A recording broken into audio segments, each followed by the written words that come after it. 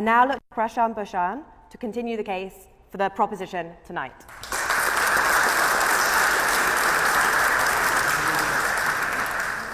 Thank you, Madam President. As I stand here to advance this motion,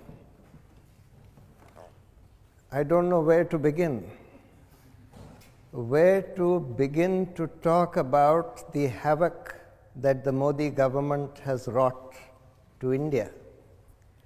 Should I start with the economy, which he has wrecked with his absolutely ridiculous, unthought out policies like demonetization? I could name many others. I was asked facts. Now, this is another unique thing that the Modi government has given us. It has destroyed all institutions whose job is to find out the facts. The National Sample Organization, which is supposed to come out with the figures of unemployment, that was prevented from putting out the figures for the last 2 years.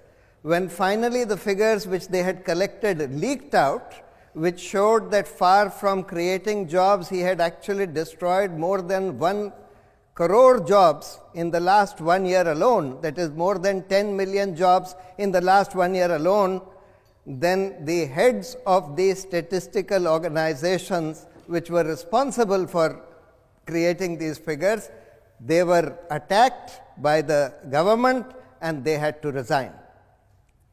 So all institutions whose job is to find out the facts and put them out on the table are under attack. And then we are told to rely only on propaganda. As I said, I could start with the economy, but what he has done to Indian society, to our constitution, to our thought itself, is something far more insidious. Today we are told that there is no such thing as fact. We are told that there is no such thing as science, there is no such thing as reason, that everything depends upon the will of the people. If the people say that black is white, then black is indeed white. This is what we are being told. If the people say that in ancient India, as Modi said, we had developed plastic surgery and Lord Ganesha's trunk was a fine art of plastic surgery in the past, or as he said, that Karna from Mahabharata, from this ancient epic Mahabharata, was born as a test tube baby, he was an example of in vitro fertilization, or as he said, that clouds do not allow the radar to see the planes, and therefore I asked the Air Force, against their wishes, to go and strike Balakot when the weather was unfavorable, etc. I mean, do we just disregard reason, critical thinking? Do we just disregard facts merely because we have been told to believe certain facts or certain fiction because of the propaganda that has been spread? That's the other damage that he has done. That he has reduced the media by controlling large sections of the media through inducements, through threats, etc., to just instruments of propaganda, instruments of spreading hate against Muslims, against minorities, etc. So, there is an attack on reason, there is an attack on science, there is an attack on civilized values themselves, civilized discourse itself.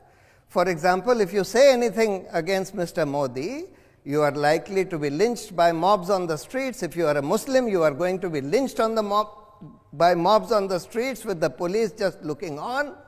If you say something even on the social media against Mr. Modi, you are going to be lynched on the social media by being given threats of rape, or if you are a woman, threats of rape, otherwise threats of being killed, etc. And this whole social media lynch mob, as I call it, is controlled by no other person than Mr. Modi himself.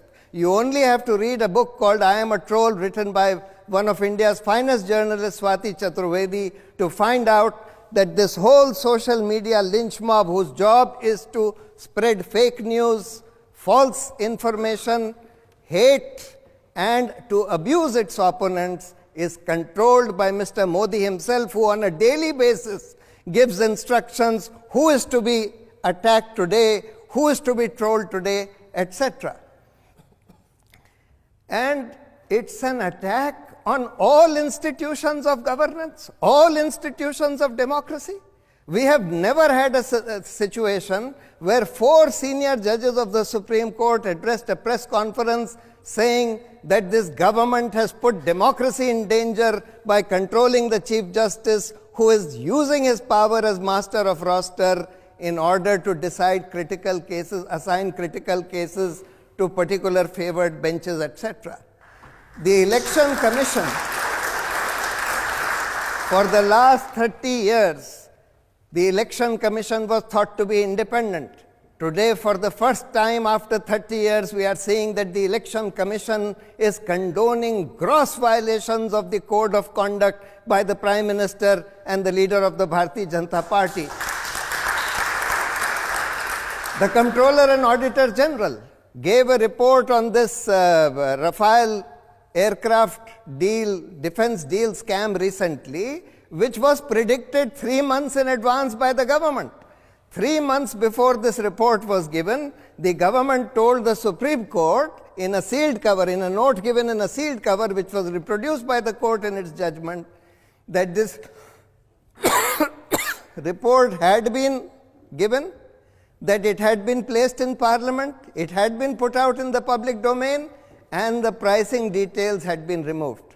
Later, when it was, if everybody pointed out that there is no such report, then the government filed an application saying that no, we meant will be given, will be placed in Parliament, will be put out in public domain. But how did they know that the report would redact the pricing details?